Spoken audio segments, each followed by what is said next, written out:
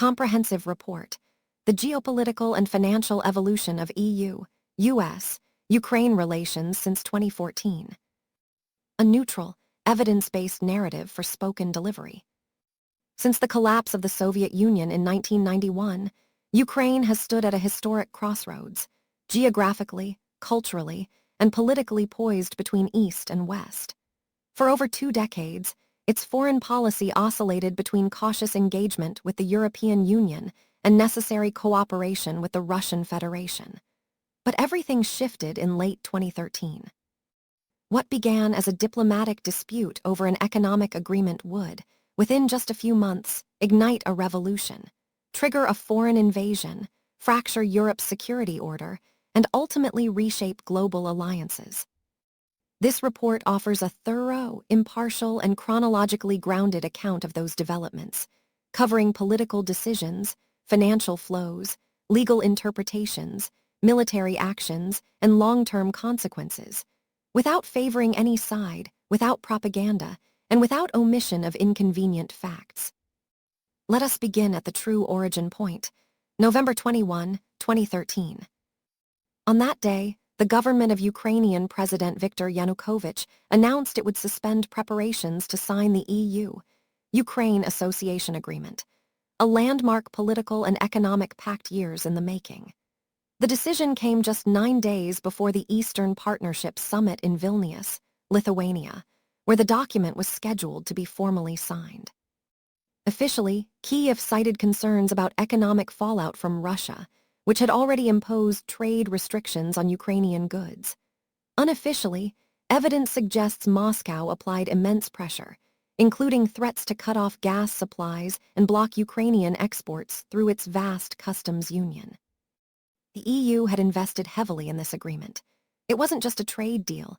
It was a comprehensive framework linking Ukraine to European standards on democracy, human rights, rule of law, market regulation, and public administration. For many Ukrainians, especially in the western and central regions, it symbolized a break from post-Soviet corruption and a path toward modernity. For Russia, it represented a strategic loss, another former Soviet republic slipping out of its orbit. The public reaction was immediate. That same evening, a few hundred students gathered on Kyiv's Independence Square, Maidan Nezhezhnosti, to protest the decision. Within days, their numbers swelled to hundreds of thousands. The movement, soon dubbed Euromaidan, demanded the signing of the agreement, early elections, and an end to systemic corruption. Transparency International had previously labeled Yanukovych's inner circle as one of the most corrupt regimes in Europe, with estimates suggesting billions had been siphoned from state coffers into offshore accounts. As winter deepened, so did tensions. The government responded with force. On November 30, riot police violently cleared the square, beating protesters with batons and firing stun grenades. Instead of quelling dissent, this action galvanized national outrage. Civic organizations, opposition parties, and ordinary citizens from across Ukraine began organizing mass demonstrations, not just in Kyiv, but in Lviv, Kharkiv, Odessa, and even traditionally pro-Russian cities like Dnipro. By January 2014, the protests had evolved. What started as a pro-European rally had become a broad-based anti-government uprising. Key demands now included Yanukovych's resignation, constitutional reform, and justice for those killed in clashes. The government, in turn, passed draconian anti-protest laws on January 16, banning unauthorized tents, criminalizing defamation of officials, and restricting online speech. These measures only accelerated the crisis. It was in this volatile atmosphere that the United States intensified its involvement. Victoria Nuland, then U.S. Assistant Secretary of State for European and Eurasian Affairs, made multiple visits to Kyiv. On December 11, 2013, she was photographed handing out bread to protesters, a symbolic gesture widely covered in global media. More significantly, the U.S. had, by that time, spent over $5 billion in Ukraine since 1991 through agencies like USAID, the State Department, and the National Endowment for Democracy. These funds supported civil society groups, independent media, electoral monitoring, judicial training, and anti-corruption initiatives, not regime change, as often alleged, but institution building aligned with Western democratic norms. Then, on January 28, 2014, a leaked phone call between Nuland and U.S. Ambassador Jeffrey Payette revealed a candid, behind-the-scenes discussion about Ukraine's political future. In the conversation, Nuland expressed skepticism about opposition leader Vitaly Klitschko's readiness for prime minister, advocated for Arseniy Yatsenyuk instead, and famously dismissed EU mediation efforts with the phrase, "fuck the EU." The recording, believed to have been intercepted by Russian intelligence, caused a diplomatic stir. But it also confirmed what many already suspected. The U.S. was not merely observing, but actively shaping outcomes to ensure a post-Yanukovych government that was reform-oriented and aligned with transatlantic values. Violence escalated dramatically in February. On February 18, government forces launched a major assault on barricaded protesters. Over the next 3 days, more than 100 people were shot dead, many by sniper fire from rooftops near government buildings. Forensic investigations later concluded that security units under Yanukovych's command were responsible for most of the killings, though some evidence also pointed to provocateurs from radical factions on both sides. The bloodshed created a point of no return. International actors rushed to mediate.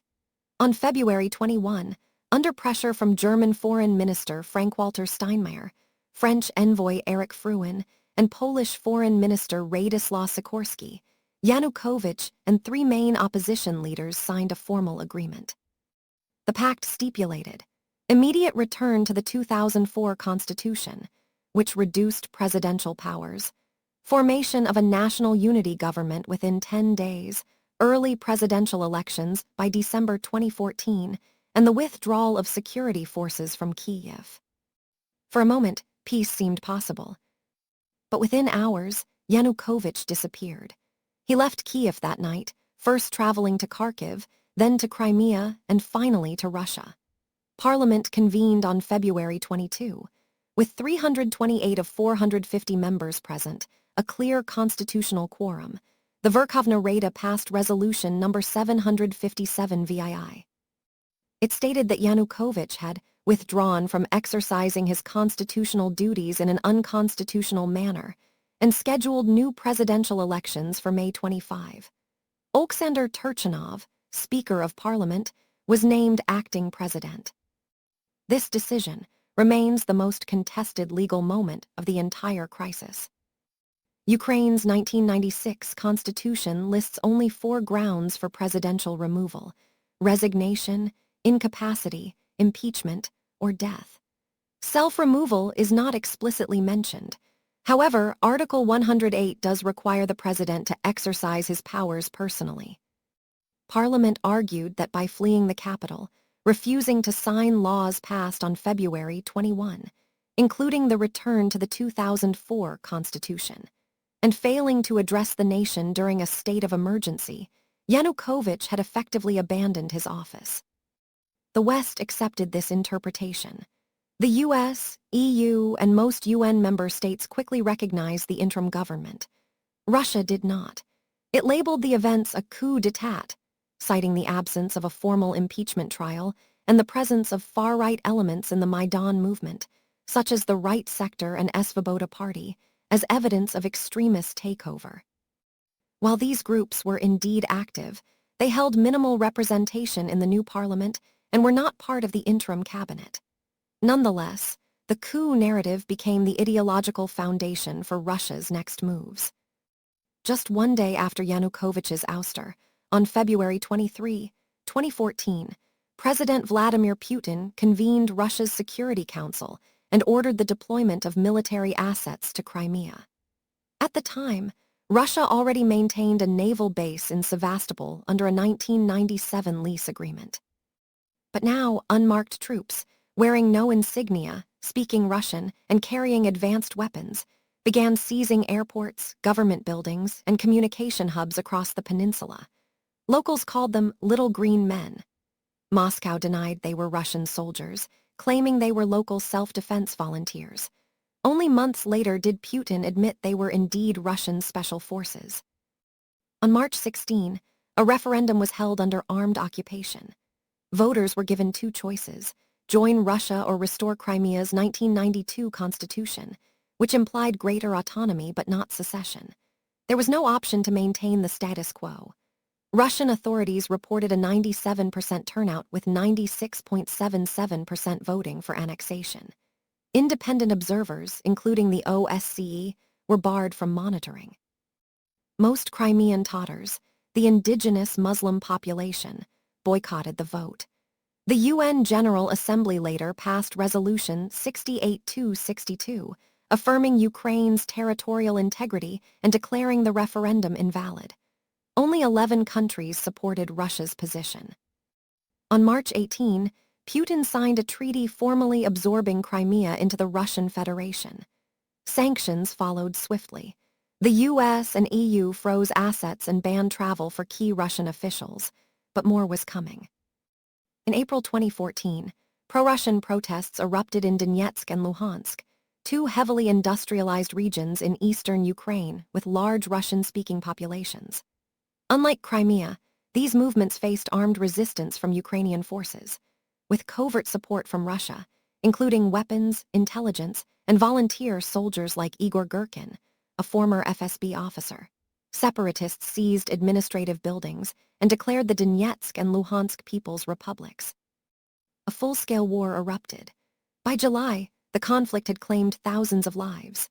The downing of Malaysia Airlines flight MH17 on July 17, killed all 298 aboard, became a turning point. International investigators concluded the plane was struck by a Russian-supplied Buk missile launched from separatist-controlled territory. Moscow denied involvement, but the incident galvanized Western resolve. The EU responded with its first major sectoral sanctions: asset freezes on Russian banks, restrictions on oil and gas technology exports, and bans on long-term financing for Russian state entities. The US imposed parallel measures and began providing non-lethal military aid to Ukraine: body armor, night vision goggles, medical supplies. Diplomatic efforts continued. In September 2014 and February 2015, the Minsk I and Minsk II agreements were signed, brokered by France, Germany, Ukraine, and Russia. They called for ceasefires, prisoner exchanges, withdrawal of heavy weapons, and constitutional decentralization, granting special status to parts of Donbass. But implementation stalled. Both sides accused each other of violations. Russia denied being a party to the conflict, calling its soldiers vacationing volunteers. Ukraine refused to grant autonomy before regaining full control of its border, a key condition in Minsk II. Meanwhile, Western financial support grew. From 2014 to 2021, the EU provided over €17 billion in macro-financial assistance, loans, and grants, always conditional on reforms. The IMF also approved a $17.5 billion program tied to anti-corruption measures, energy pricing, and public finance transparency. The US added over $2.5 billion in security and economic aid. But underlying challenges persisted. Corruption remained entrenched, reforms moved slowly, public trust fluctuated, and Russia maintained constant pressure through cyber attacks, disinformation campaigns, energy blackmail, and periodic escalations along the line of contact in Donbass. Then, on February 24, 2022, Russia launched a full-scale invasion of Ukraine, attacking from the north, east, and south, including an airborne assault on Kyiv's Hostomel airport. President Putin justified the war as a special military operation to denazify and demilitarize Ukraine, a claim universally rejected by historians, governments, and international bodies.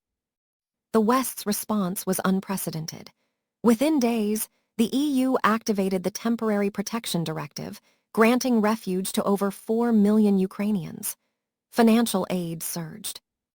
By May 2023, total EU support exceeded €70 billion, €38 billion in direct budget support to keep hospitals, schools, and pensions running, $15 billion in military aid via the European Peace Facility, $1.7 billion in humanitarian relief, and billions more in trade support through solidarity lanes to reroute exports. The U.S. committed over $75 billion, making it Ukraine's largest donor. This included advanced weapons, HIMARS rocket systems, Patriot air defense batteries, Abrams tanks, ATACMS missiles, and eventually F-16 fighter jets pledged by a coalition of NATO members. Critically, both the EU and US linked this massive support to structural reforms. In 2023, the EU launched the Ukraine Facility, a €50 billion package for 2024-2027. Each payment depends on Ukraine meeting specific benchmarks, restoring the independence of the National Anti-Corruption Bureau, NABU, digitizing public services, reforming the judiciary, ensuring media freedom, and aligning its laws with the EU acquis. In June 2022, the EU granted Ukraine official candidate status, a historic step. In December 2023, it opened formal accession negotiations. While full membership may take a decade or more, the political signal is clear. Ukraine's future lies with Europe. Russia, meanwhile, has paid a heavy price. Western sanctions have frozen over $300 billion in central bank assets. Its economy has been cut off from advanced technology. Hundreds of multinational firms have exited. Yet, through oil sales to China and India, shadow fleets, and a wartime command economy, it continues to sustain its military effort. Looking ahead, three key uncertainties remain. First, can Ukraine sustain its defense without Western fatigue setting in? Second, can it implement deep reforms under wartime conditions? And third, what does a just and durable peace look like, one that respects Ukraine's sovereignty while addressing legitimate security concerns in Europe? This crisis has redefined the post-Cold War order. It has ended the era of assumed peaceful integration. It has revived collective defense through NATO. And it has demonstrated that sovereignty is not abstract. It must be defended, funded, and continually renewed through strong institutions. In conclusion, the story since 2014 is not one of simple good versus evil, but of complex choices, unintended consequences, and competing interpretations of legitimacy. The Euromaidan was both a democratic uprising and a geopolitical rupture. The Russian response was both an act of aggression and a reaction to perceived encirclement. Western support has been both principled and strategic. Ukraine's struggle is not just for land, but for identity, for the right to choose its own future without coercion. The world is watching, and the outcome will shape the 21st century.